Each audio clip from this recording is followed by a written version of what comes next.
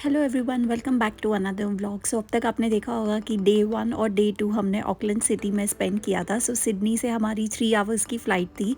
हमने Airbnb book किया था ऑकलैंड सिटी में प्रिंसेस वॉफ में, और डे 1 और डे 2 में हमने सिटी को एक्सप्लोर किया था। अलग अलग रेस्टोरेंट्स, कैफ़ेज़, ड्रिंक्स और ये सारा हमने एक्सप्लोर किया था। जो भी फेमस प्लेसेस थी उनको हमने देखा था। हमने यहाँ के लोकल वुलवर्थ से थोड़ी सी ग्रॉसरी शॉपिंग की थी जो हमें इतनी एक्सपेंसिव पड़ी थी। और फिर हमने थोड़ा सा ब्रेकफास्ट खाया था, थोड़ा सा दोस्तों से मिले थे, थोड़ा सा breakfast with a view enjoy किया था। तो कुछ ऐसे रहे थे डे 1 और डे 2। ऑकलैंड सिटी को एक्सप्लोर करने के बाद हम चले गए थे रोटोरुआ के डे ट्रिप के लिए। सो सुबह सुबह हमने ब्रेकफास्ट बना लिया एयरबीएनबी में, एवोकाडो टोस्ट और ब्लैक टी, और हम चले गए हमारी रोड ट्रिप पे। जैसे ही हम हमारे फार्म स्टे में पहुँचे, हमने इतने सारे अल्पाकास देखे, शिप देखी। सो बहुत मज़ा आया। थोड़ा सा रूम टूर लिया, फिर हम चले गए इंडियन खाने, और फिर हम चले गए एक्सप्लोर करने ये जियो थर्मल स्प्रिंग्स, जिसके लिए रोटोरुआ बहुत फेमस है। इसको एक्सप्लोर करने के बाद हम चले गए थे रोटोरुआ लेक, जहाँ पे हमने हमारी बहुत ही ब्यूटीफुल सनसेट वॉक को एंजॉय किया। थोड़े से फ़ोटोज़ वीडियोज़ लिए, और फिर हमने ईट स्ट्रीट पे थोड़ा सा जलाटो खाया। बहुत अच्छे फ्लेवर्स थे, one of the best gelato. और इस व्लॉग में अब हम करेंगे all the adventurous activities in Rotorua. Enjoy the vlog.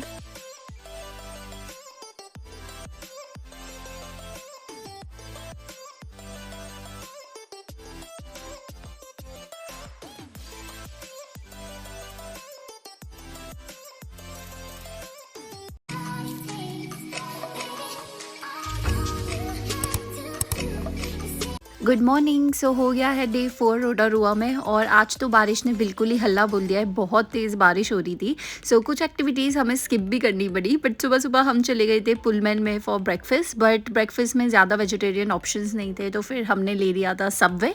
सो सुबह सुबह सबवे पे हमने ब्रेकफास्ट किया।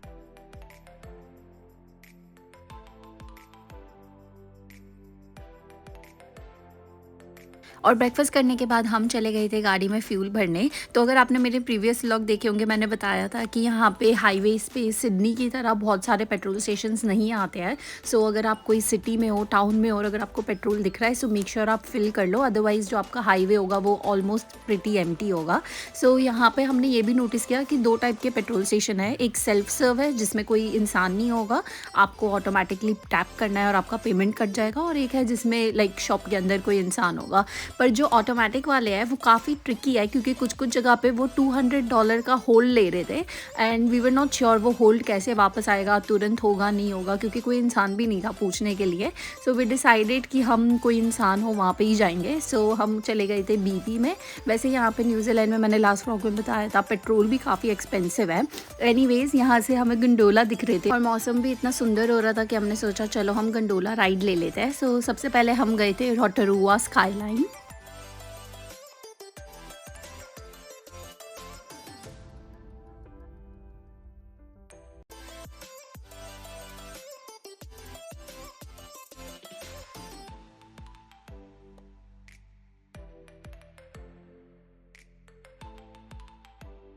तो हमने जाके सबसे पहले स्काईलाइन में गंडोला की टिकट्स ले ली, और फिर हम चले गए हमारे होटल पे वापस, क्योंकि हम चेकआउट करना भूल गए थे। सो की और ये सब देना बाकी था, और होटल वालों ने हमें अल्पाका को खिलाने के लिए थोड़ा सा ये फीड दिया था। सो मुझे तो इतना ज़्यादा डर लग रहा था, बट गुरमीत तो इसको अपने हाथों से ही खिला रहा था। सो हमने थोड़ी सी और फोटो वीडियो खींचे अल्पाका के साथ। ये इतने प्यारे थे।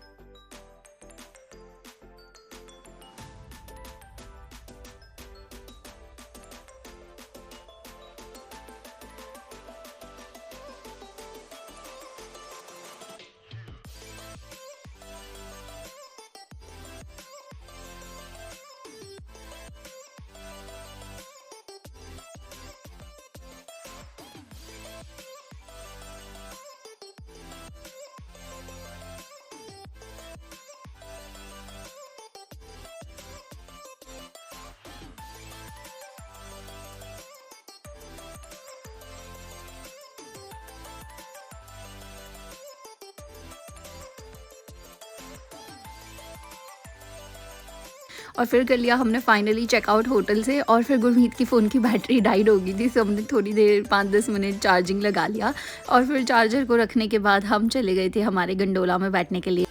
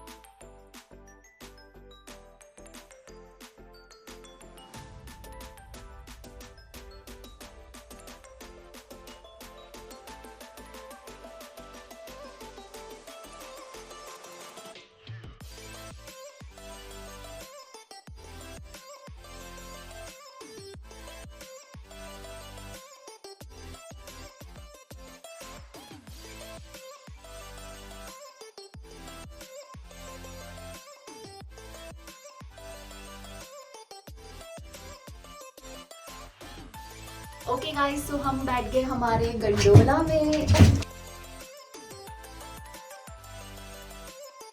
सो यहाँ पे सारी एक्टिविटीज़ करने से पहले हमें दोबारा भूख लग गई, तो हमने सोचा क्यों ना हम थोड़ा सा लंच कर लें। सो यहाँ पे बुफे लंच था स्ट्रेटोस्फियर में, जो यहाँ की one of the highest restaurant है। सो हमने ले लिया हमारा बुफे लंच, और ये सारी चीज़ें थी यहाँ पे खाने के लिए। कॉन्टिनेंटल, एशियन, थाई, सब कुछ ही था। सो काफ़ी ऑप्शंस थे।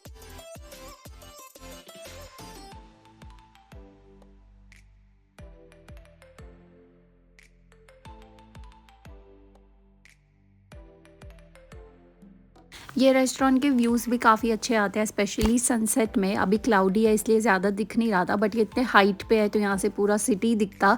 बट अभी भी हमें गंडोला तो दिख रहे थे, तो दैट वाज़ रियली कूल।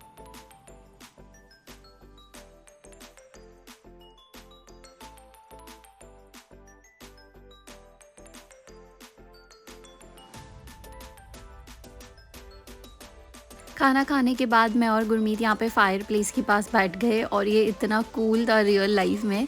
और फिर हमने थोड़ी सी गरबी यहाँ पे सेकी, और फिर हम रेडी हो गए सारी एक्टिविटीज़ करने के लिए।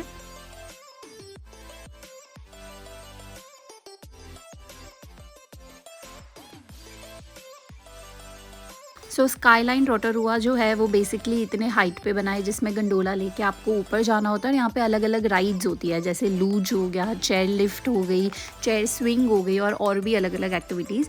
बट अभी बारिश की वजह से सिर्फ लूज और ये चेयर लिफ्ट और ये सब ही चल रहा था। और ये सेम चीज़ क्वींस टाउन में भी है, जो हमने सोचा कि चलो आज यहाँ पे मौसम थोड़ा ख़राब है तो हम क्वींस टाउन में कर लेंगे, क्योंकि यहाँ पे कंपलसरी सबको ये रेन कोट टाइप पोंचो पहनना पड़ रहा था। और फिर हमें लगा ये पोंचो और ये सब पहन के हमारी फ़ोटोज़ वीडियोज़ तो अच्छे आएंगे नहीं, और जो ये रोड है वो भी काफ़ी स्लिपरी हो गया था। बट मैं आपको दिखाती हूँ लूज क्या होता है। ये इतना कूल है, बहुत ही मज़ेदार एक्टिविटी है, बट अभी बारिश की वजह से, स्लिपरी होने की वजह से ये थोड़ा सा रिस्की था, सो हमने स्किप कर दिया। बट कुछ ऐसा होता है लूज। और भी जो हमें एक्टिविटी करनी थी, जैसे जो स्विंग था और ये वो बारिश की वजह से बंद था, तो फिर वो हम कर नहीं पाए। सो हमने सोचा चलो कोई ना, ये अच्छा साइन हम क्वींस टाउन में कर लेंगे। सो हम गंडोला में बैठ गए दोबारा नीचे जाने के लिए। रास्ते में मैंने अल्पाका भी देखे, और यहाँ पे मैं ऐसे ही एक्टिंग कर रही थी कि भाई मैंने भी लूज चलाई है। बट इसे मैं क्वींस टाउन करने के लिए भी बहुत एक्साइटेड हुआ। सो आप वो वाला व्लॉग भी ज़रूर देखना। और भी एक्टिविटीज़ जिसके लिए रोटोरुआ फेमस है, वो है ये हेल्स गेट मड स्पा, जो हमें स्किप करना पड़ा था क्योंकि बारिश की वजह से। और उसके बाद अनदर है, वो है ये रेडवुड्स अल्टीट्यूड ट्री वॉक। ये पूरा ट्री एडवेंचर है, आपको ऊपर सारा चीज़ें बांध के सारे अलग अलग ट्रैक्स करने होते हैं। और यहाँ पे जिप लाइन भी है, फ्लाइंग फॉक्स भी है। सो ये भी बहुत कूल था, बट अगेन बारिश की वजह से हम नहीं कर पाए। बट अगर बारिश नहीं होती तो इसे भी हम डेफिनेटली करते हैं। वैसे ही हमारे ऑस्ट्रेलिया में भी है, सो शायद हम इसे ऑस्ट्रेलिया में करेंगे। तो ये दो एक्टिविटीज़ थी जिसके जो काफ़ी फेमस है। इसके अलावा रोटोरुआ में रिवर राफ्टिंग भी होती है, बट अगेन बारिश की वजह से वो भी थोड़ी डेंजरस थी। सो ये था कुछ हमारा डे 2 इन रोटोरुआ। फिर हम निकल गए दोबारा ऑकलैंड जाने के लिए, क्योंकि अब हमारी ऑकलैंड से फ़्लाइट है क्राइस्ट चर्च के लिए। और जैसे कि मैं बता रही थी, काफ़ी बारिश हो रही थी रास्ते में, बट बारिश के बंद होने के बाद दोबारा हमें इतने ब्यूटीफुल व्यूज़ आए थे।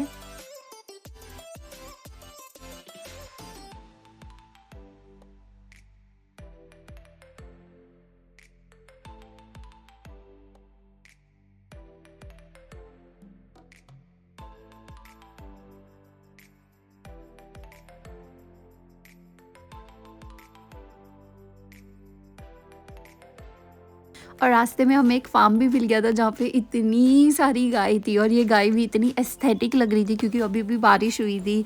सारी ग्रास एकदम ग्रीन थी, जैसे कोई राज मूवी यहाँ पे शूट हो रही हो। और जैसे ही हमने रोका इनसे फ़ोटोज़ वीडियोज़ लेने के लिए, ये सारी हमें देखने लग गई, तो वो भी बहुत कूल था। सो थोड़े से हमने फ़ोटो वीडियो लिए।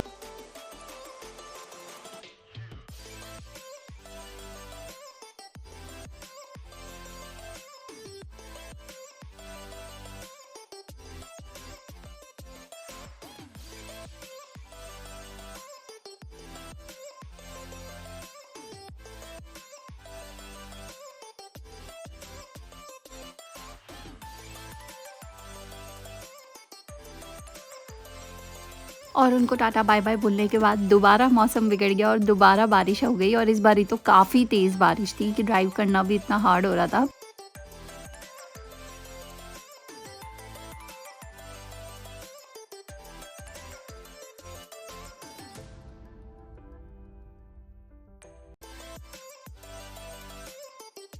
ऑकलैंड सिटी पहुँच के हम वहाँ के एक ड्रेस मार्ट करके शॉपिंग सेंटर है वहाँ चले गए, जहाँ पे काफ़ी अच्छे डील्स होते हैं। वहाँ पे सबसे पहले मैंने जेलाटो लिया और फिर हमने थोड़ी सी ऐसी ही शॉपिंग की, क्योंकि सबने हमें वार्निंग दी थी कि साउथ आइलैंड काफ़ी कोल्ड होगा, और हमने इतने भी कोल्ड कपड़े नहीं लिए थे क्योंकि हमें लगा कितना ही ठंडा होगा। एनीवेज़ हम बैठ गए थे हमारी फ़्लाइट में। सो आज हम जा रहे हैं ऑकलैंड से क्राइस्टचर्च। ये हमारी 2.5 घंटे की फ़्लाइट थी और प्लेन में हमने खाया था बनाना ब्रेड, और वैसे ये लेमन केक था बट ये काफ़ी स्वीट और अच्छा ही था। And now I will see you in Christchurch. Thank you for watching my vlog and I will see you next one. Bye.